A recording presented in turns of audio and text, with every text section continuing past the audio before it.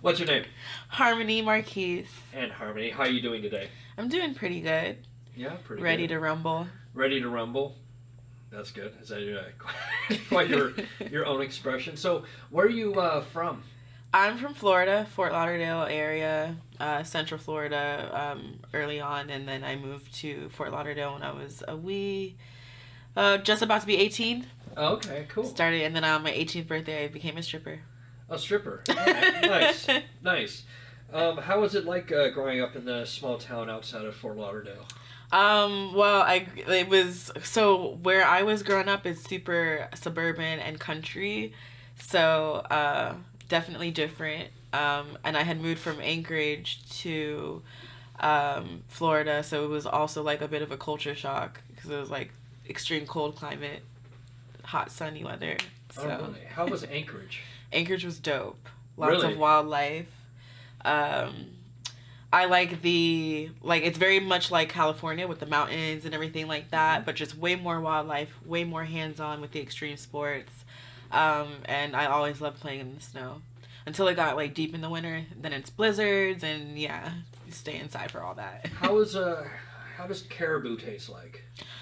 See, the closest I've ever gotten was deer. I'm not really? really too much into the gamey. I'm not really even much into meat. So the gamier it is, the likelier I was to stray at that time. Now I'm like, the gamier the better. But then I was like, ugh.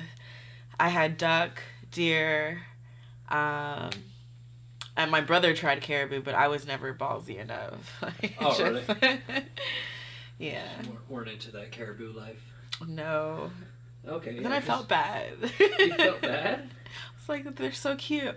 And we saw like a lot of wildlife. Like we would just go outside in our backyard and see like the foxes and the moose. So it's kind of like you feel like you grow kind of like a bond with these creatures. You see them every day when you have your morning tea or whatever. And it's like eating it is it's like a little weird. Yeah.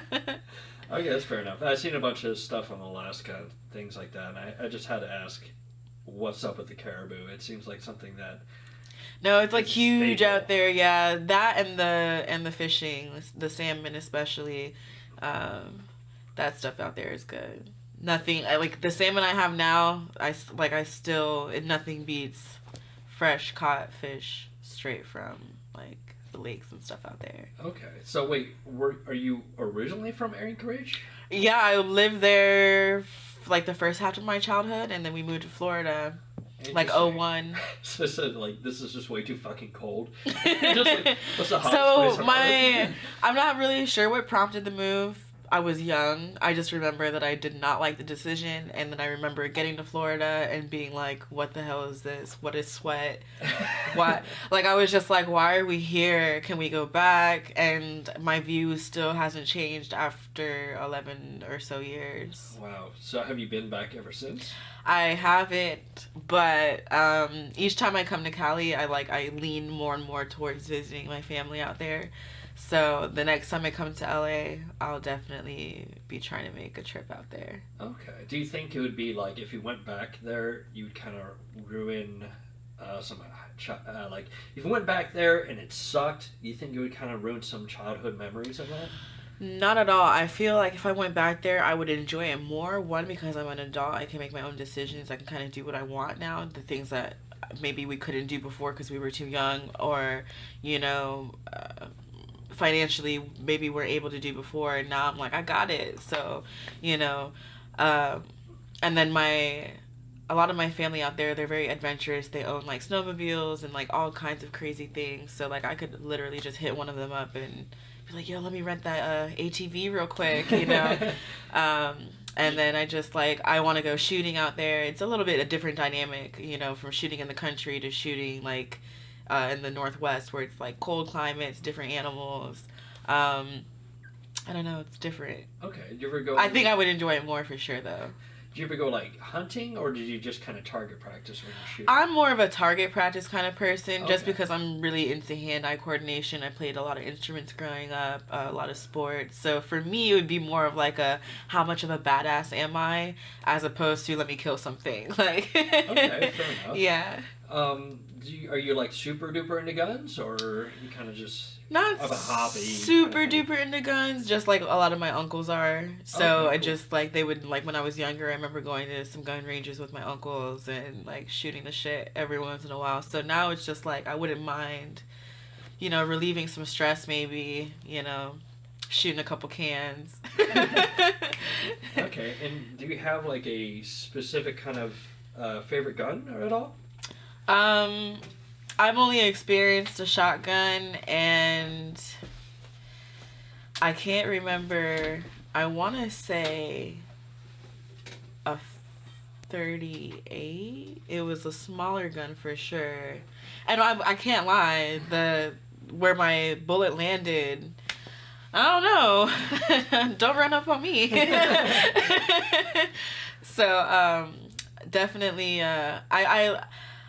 I want to get more hands on with bigger guns, especially because I'm so small. I feel like that would be like, damn, like she's got a lot of manpower to be able to handle that. So that's what I want to get into is handling the big guns. Oh, you'll handle No pun intended. I was waiting for it. Set yourself up there. I know, right? Oh man, oh man. Okay, so that's pretty awesome. We'll talk about your size in just a little bit because you are, on the screen right here. I can see you're like microscopic. I'll take a picture and you'll definitely see. It looks like it looks so hilarious.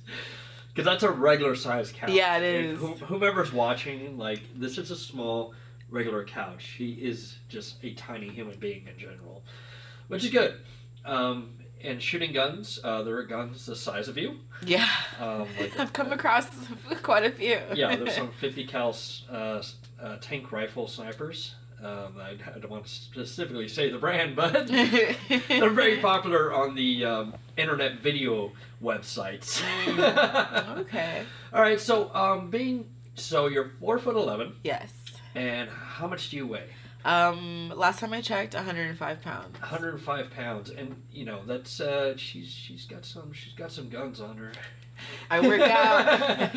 I've actually been working out for a long time, like since I was 11 years old. I had my gym membership at a specific gym.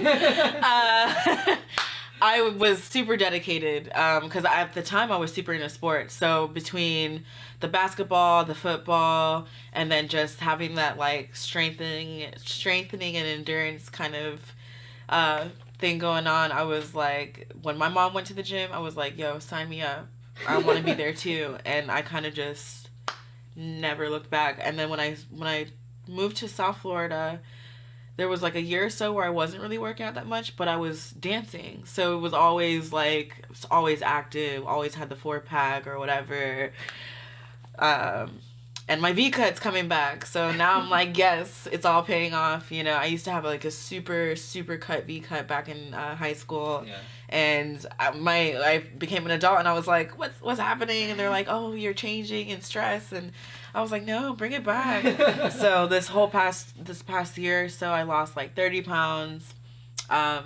Been working with a few different like fitness companies and products and that's right, you did tell me about that. That's right, I remember. Yeah, you lost a lot of weight. I sure did. I used to be super thick. Yeah, especially someone who used to go to the gym all the time, and it's just like I see how things can kind of like happen, metabolism slow down and stuff like that. Because I've always had a slow metabolism for as long as I can remember, and kind of still do. But I just learned that the more active I stay, it's easier for me to be hungry because my body's like craving that. Yes. So I just try and keep a busy day. I try to work out at least 4 times a week, and I do a lot of meal replacements, like a lot of protein-packed smoothies. I'm transitioning pescatarian, so I'll do like a lot of tuna wraps and stuff like that. Try and make it work. Yeah, definitely. No, that's. But yeah, I used to be like, now I'm a size. This is the first time in my life that I've been like a size 3, and like my tits are small.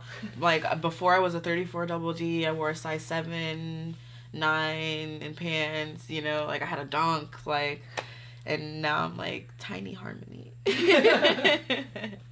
But I feel great. I'm like super satisfied with my work nowadays. My pretty girls come out amazing like every time. So I'm super excited. No, that's good. I'm glad you're excited. I was going to ask you. So, growing up, were you ever a gymnast or anything like that? Funny.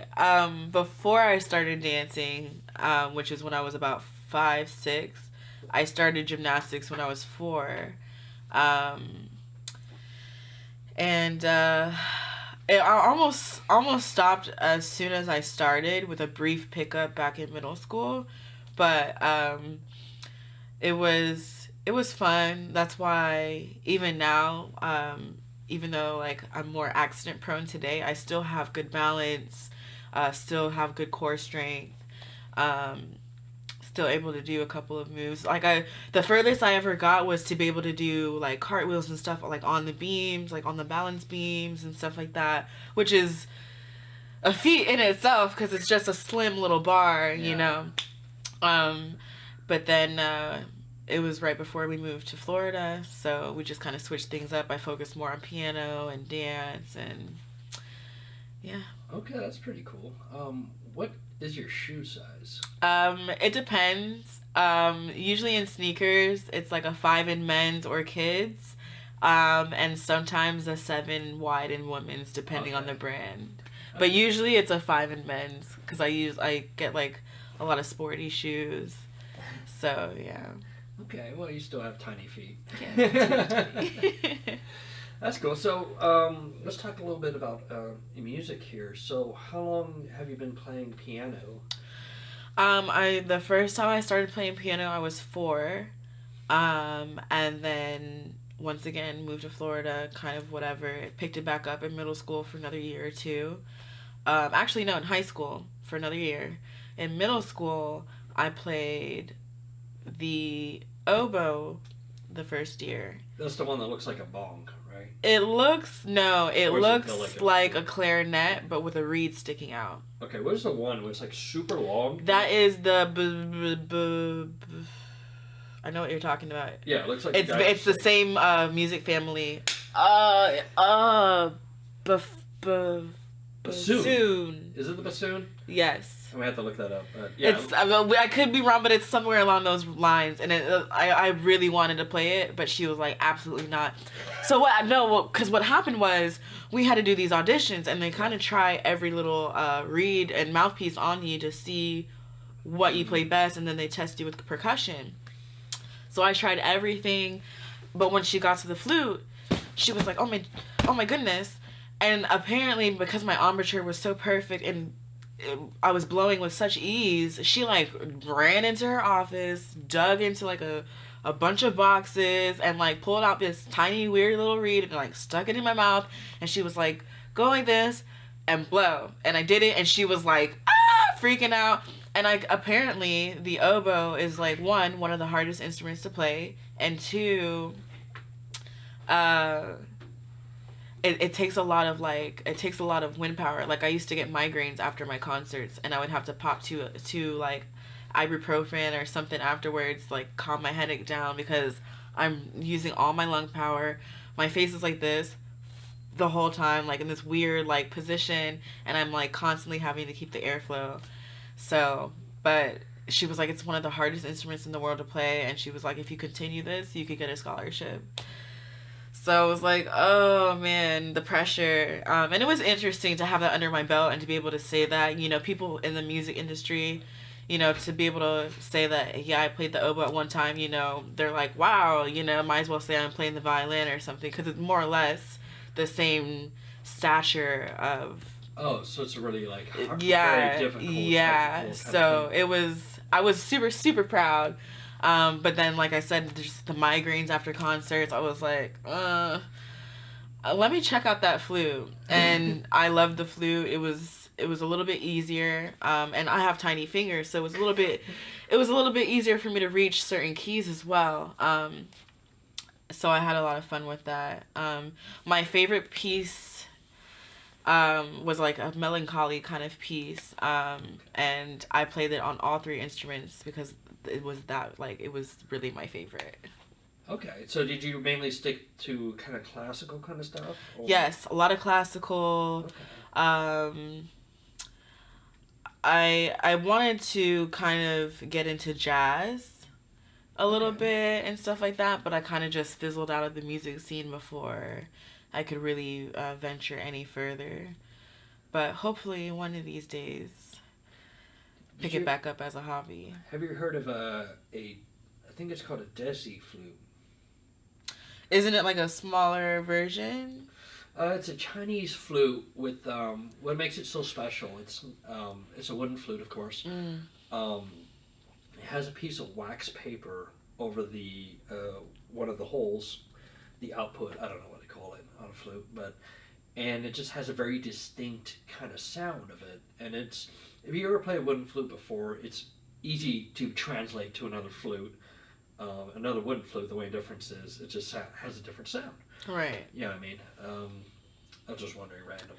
No, it's interesting that you say because I like eventually I wanted to like try the different kinds like the piccolo and stuff like that because the thing with woodwind instruments in general like the reason I was able to convert so quickly from oboe to flute is because it was practically the same thing, just a few keys placed a little differently and a few keys were different notes here and there, but other than that it was kind of the same dynamic. So basically at any given time I could basically pick up any woodwind instrument within my armature reasoning and play it. That's very interesting. That's very good. Yeah, talking about classical and all that stuff. So very heavily musical background. Now, in terms of like dancing, did you only just go jump right in stripping, or did you kind of explore other dances and stuff like that and end up stripping? Well, okay, so my mom had put me into ballet, tap, and jazz classes when I was young. Nice. That's what I started with, and I was like, my brother was already in hip hop and acrobatics, and I was like, that looks like way more fun. So after the whole moving and all of that, and eventually, like once we got into settled into our move, I started in middle school. I want to say I started doing the hip hop classes at the gym and taking it upon myself to do my own stuff. And then eventually I just joined like the dance team, at school. And basically hip hop and contemporary became my life Mm. up until my 18th birthday. And I was like, well, I've been dancing my whole life. What, all I have to do is make it sexy, right? Yeah. Oh boy, was I so wrong. Really? But I mean, more or less, yes. But there's so much more that goes into being an exotic dancer, and I had no idea, and I thought I knew everything. But no, I am still actually very much so into hip hop music today. I actually rebuilt a whole new YouTube channel because this year I'm going to focus more on mainstream stuff and basically just get everything that I was doing before adult, get that jump started again. Okay. Yeah. Do you ever study any like Lindy Hop or East Coast Swing or anything like that? I haven't. I actually haven't really. Lately, I've been looking into like more hip hop and contemporary dancers because that's the kind of stuff that I'm gonna start doing more of. I did a music video one time a few years back, which officially turned me into. I went from a regular dancer to an official choreographer at that moment when I was hired for that specific thing. So this year, and I met some interesting people last night. This year is a big year for me, like for sure. I was bursting with excitement with all the pending projects, but yeah, definitely gonna take a lot of classes and work with a lot of instructors and lots of fun stuff. Okay, that's cool. So is like just dancing and music one of your passions of everything? It's funny that you say because I was actually gonna say that's actually how I came up with my name. Music will always be a part of my life, and so I was like, when I picked my name, I thought really long and hard. I was like, I don't want to be one of those girls that change their name every 5 years or whatever the case may be. I thought really long and hard about my name. And I was like, Harmonie. But I was like, there's already like 4 other harmonies. So I just added the IE. And then I'm French, Dutch, Caribbean, Scottish, West Indian, and Portuguese. So I really just took the French part of that and that's where the Marquise comes from. It's basically like the equivalent to like a duke or a duchess in like French terminology. So I was like, there's my name. So music will always be a part of my life. Before I got this cover up, it was a music note. It was just poorly done because I had gotten it in high school. Okay. And so I just had them cover it up with a little lotus flower. But I had it for like five good years, and then I just got really tired of looking at it, and I was like, maybe this is like keeping me from getting bugged. I was just like, I just covered it right on up. But music will always forever be a part of my life. Even more so, I don't sing and write as much as I used to, but I'm still a creative director. Like for my brother, whenever he goes to the studio, I help him with his music, stuff like that. So it will always be a part of my life. That's good. Now, did you fall into pornography, or did you just kind of want to do it at always? A little bit of both. Growing up, I was horny as fuck. No kidding. I was definitely like the curious little. I was a good girl, AB honor roll, and so like everyone was like, "Oh, we don't need to pay attention to her because she does everything she's supposed to do." Blase. So I was kind of like, let me act out to get attention. And then also was looking for love in all the wrong places, you know, typical. So I ended up like having a lot of sexual encounters. Lots. I got into the BDSM community at an early age, very young. Had some swinger parties, some orgies, and I was discovering things about myself, certain fetishes, certain things that really turned me on. And a few of the things was I really enjoyed being watched, being fucked in front of a crowd, that kind of thing. And so already had gone to X amount of parties in my teens and had already had these threesomes and orgies and all that. I was like, what's the difference from a crowd of people to a couple million people, and like, why not get paid, you know? So I hit up one of my best friends, and I was like, yo, I know you're in the industry, hook me up, let me know, like, give me a number, whatever, like, I want to see what it's like. And I was taking care of my brother too at the time, so it was like that money would be dope too, you know. But I was just really curious, and I was already very familiar and comfortable and open with my sexuality enough to know that like it wasn't something that I was doing just for the money, even if it was just a business standpoint. I just enjoy being watched, so it was interesting. Okay, let's explore some of this BDSM stuff. So you said you got into it, you know, when you're at a certain age or whatever. And what part of BDSM would you want to say? Like, where was the start of it, the root of it? For sure, definitely the dominant, submissive, daddy, sub dynamic. As you as a sub, or as me as a sub? Oh, okay. Which is funny because I don't know, a lot of my roles that I play, especially with males, are dominant. But in my personal life, and with I'm very selective with whom, I prefer to be the submissive for sure, but only with a true dominant. And I mean that in the sense of like, everyone's all about this whole new daddy culture, and I'm like, that's not it. I'm used to like the old fashioned, there's aftercare, there's emotional care, there's so much more than just the act of tying somebody up or flogging somebody, you know, and that's all fun and games too, but a lot of it for me is the emotional dynamic behind it. Because when I joined the community, I was coming from a place where I was dealing with a lot of child neglect. I felt alone a lot. I felt like really needy. I wanted to be loved.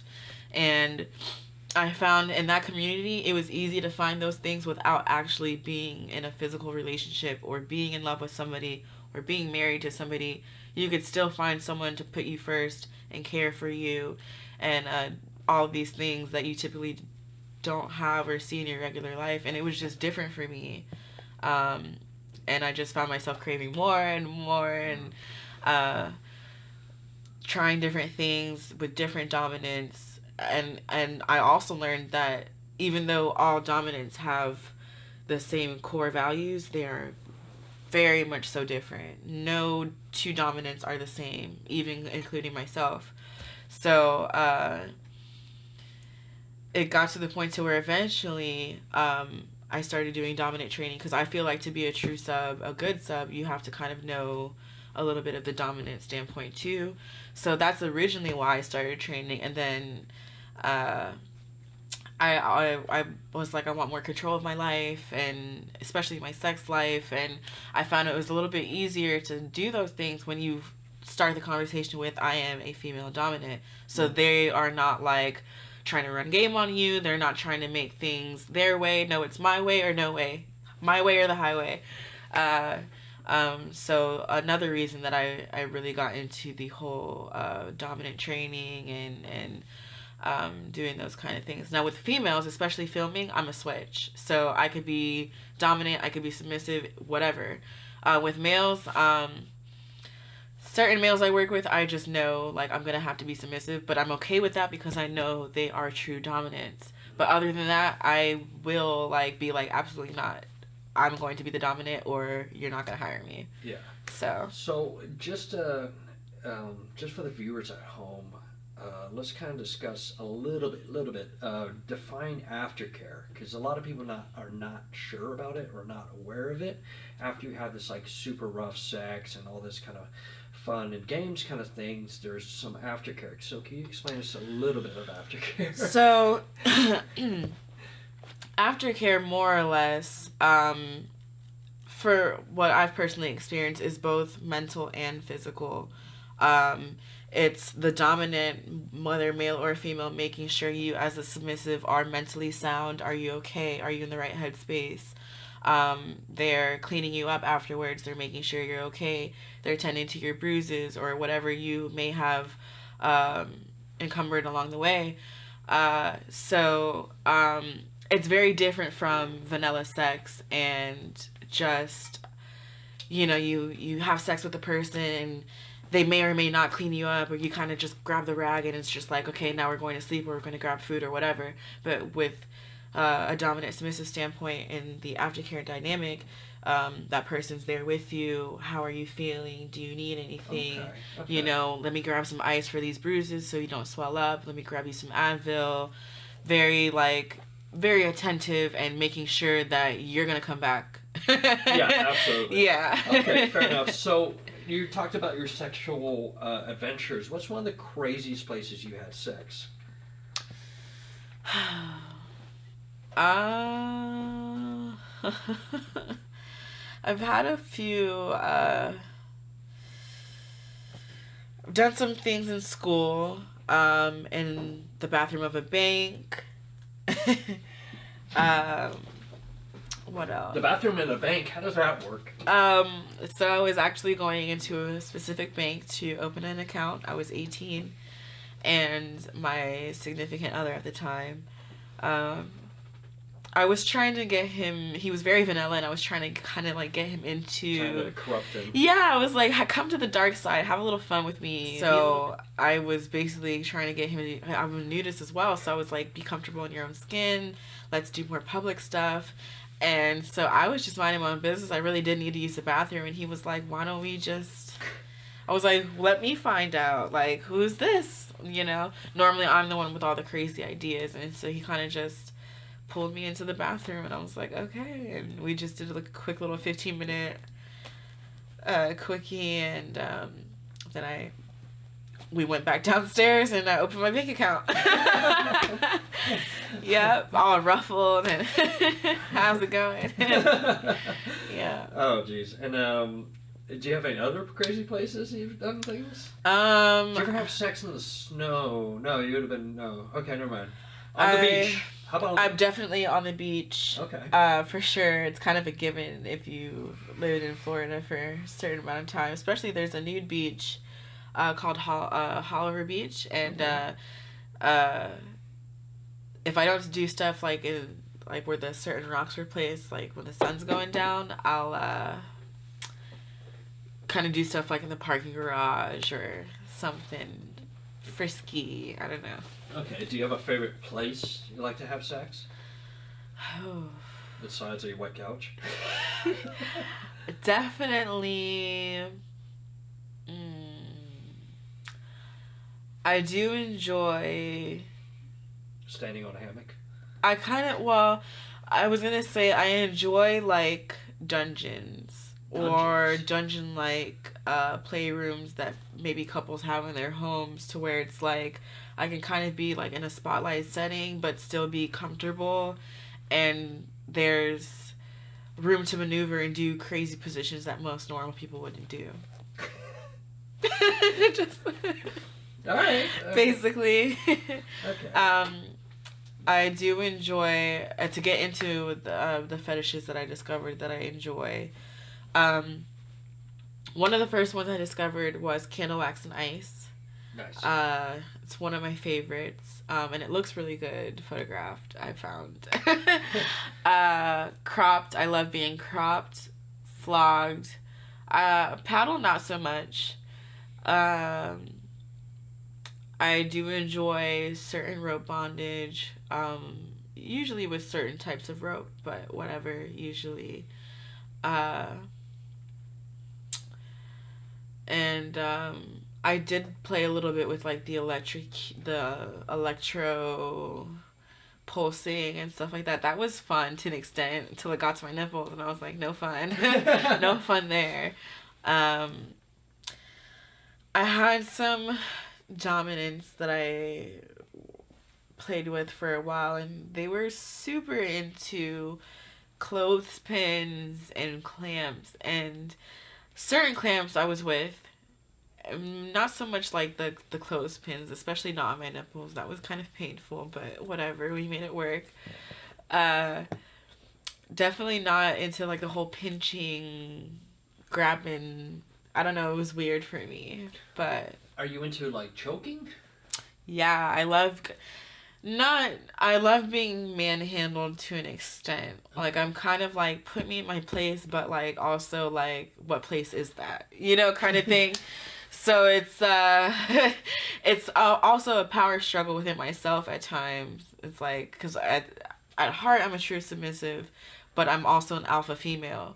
So it's like, to find that balance sometimes is a little disconcerting, but I make it work, and I learn new things every day. Nice. So, why don't we see what you look like without clothes? Yes.